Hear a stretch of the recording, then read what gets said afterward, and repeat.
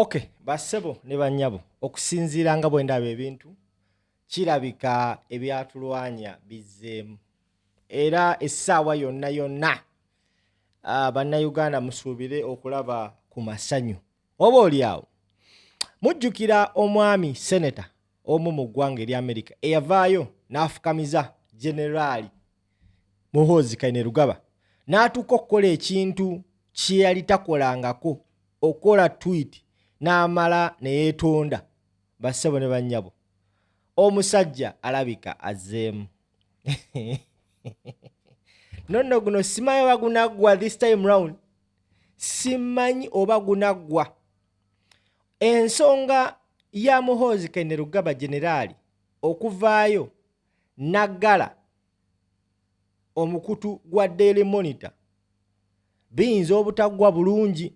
Mbuuza bitya gwe okera ku makya n'okuggala omukutu gwa TV oba omukutu gw'amawulire gwonna gwonna. Don't expect other media houses okusirika. They will protest silently oba nga bawoggana. Bassebo ne bannyabo, omukutu ogumu mu Africa gwawandiise nga gugamba Uganda's military chief, who is also the president's son, said on Sunday he had ordered the closure of 2 leading media outlets, declaring that he did not believe in free press. Akamwa kano kasase siroganga banna, it is always very very advisable okulowoozanga before you speak. Abakulu bo bakutte statements z'omukulu ze yakola ku Twitter, ku X, ne bazikola mu post. Kati okumanya nga amawulire gatambula, omukulu seneta eyafukamizaako generaali kirabika leero akomyewo mu party nga Obote we yaddira Uganda mu party 2. Akutteeyo caption yennyini n'agiteekako obubaka n'agamba nti the US needs to review its security relationship with Uganda General Muhoozi attack on free speech, including shattering major media houses this weekend, make him and the UPDF unfit partners. We should only work with those who advance regional security, not diminish it. Agambye eggwanga lya Amerika lyanditandise otunula mu nkolagana yaabwe n'amagye g'eggwanga Uganda kossa n'agakulira ku bulumbaganyi bw'akoze ku ddembe ery'okwogera, nga muno mwe muli okuggala media houses. N'agamba nti eggye lya UPDF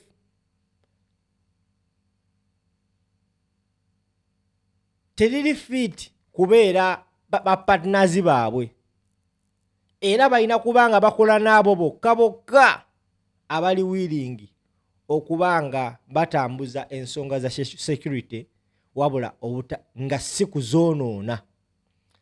Senator akomyewo back at it again. Olwakoze tweet eyo olunaku olw'ejjo bassebo ne bannyabo, I saw people commenting on it. The first person I saw commenting nengamba yes, ensonga ekyeka tugirimu mu makkati, yabadde Daniel Kawuma. Atamanyi Daniel Kawuma oyo yakulembera chapters za NUP, diaspora chapters zonna, ye mukulembeze w'Abannayuganda bannankyukakyuka abali wabweru w'eggwanga Uganda. Yagambye nti thanks to Senator Foreign Relations Committee for spotlighting the need to re-evaluate Uganda-US relation with the 40-year Museveni era. Museveni and Muhoozi are not fit US partners. US policy must demand accountability for abuses. Relying aid to democracy, press freedom, and taxpayers' interest, and support a new generation of Ugandan leaders advancing rights, stability, and development. We don't need another Idi Amin in Uganda.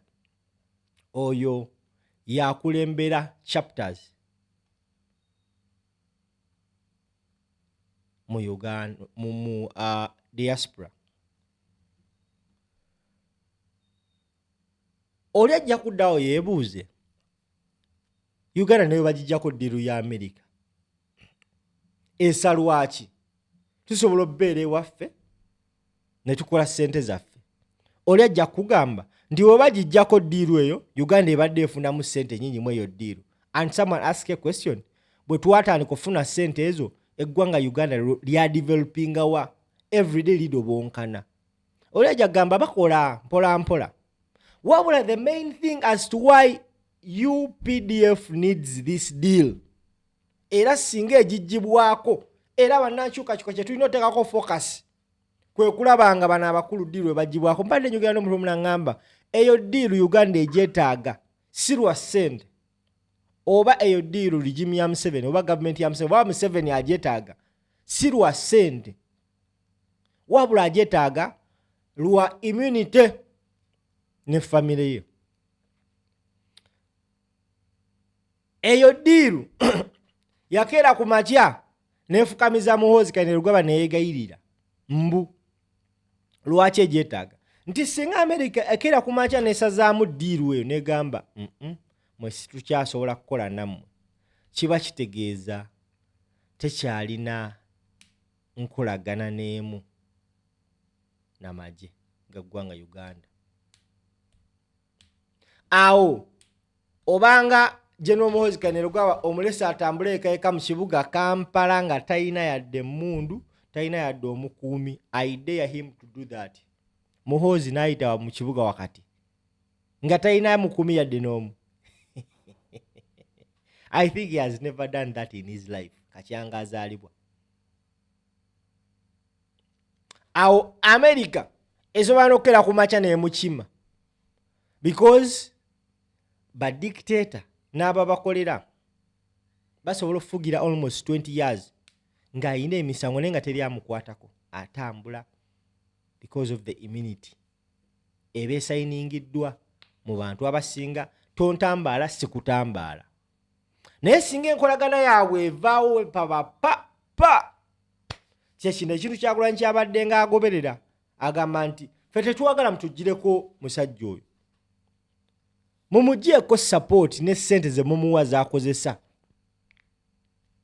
n'emmundu ze mumuwa because omuzimu okolera ekirala ye ate azisa ku bannansi. Nti eyo ddiiru webanga evudde ku Museveni pa n'emisango gy'abantu abattibwa mu South Sudan gitandika okuttuka, awo bongera fayiro ku fayiro. Crimes against humanity ate gye emisango minene nnyo, emisango minene nnyo era bassebo ne bannyabo mpozi nga waliwo enkyukakyuka naye okusinziira ku genfuna gwandaba naye kankusunireko katono nnyo. Eggwanga lya America nga liyita mu kitongole kyayo ekya US-Africa Media Hub, eno nonno sector esangibwa mu Department of State, bagamba nti join them on Thursday, July 2nd for a digital press briefing with US Africa Command's General Devin R.M. Anderson on outcomes and priorities of Africa Chief of Defense Conference 2026. Okawulidde mwana wa maama. Ennaku z'omwezi nga 2 lugenda balwakuna, just 2 days from now eggwanga lya America lina olukuŋŋaana luno nga lukulembeddwamu General Devin R.M. Anderson ku nsonga z'aba Chief of Defense mu Africa. Kino kyali kiteeketeeke nti kinobberawo lunaku luno, si nti kitegekeddwa, naye kijidde mu kaseera akatuufu whereby so many Africans are questioning one of the chief of defense forces mu Africa, General Muhoozi Kainerugaba. Now this Lukungana comes in. Obolyawo it can help to raise some issues. Senators atandisoko nako kyemmanyi Kyagulanyi Ssentamu Robert Bobi Wine n'abakulu abali mu ggwanga lya America tebatudde ensonga eno bagiriko. Akategedde nsaba ovuga vidiyo etuuke buli wamu bampita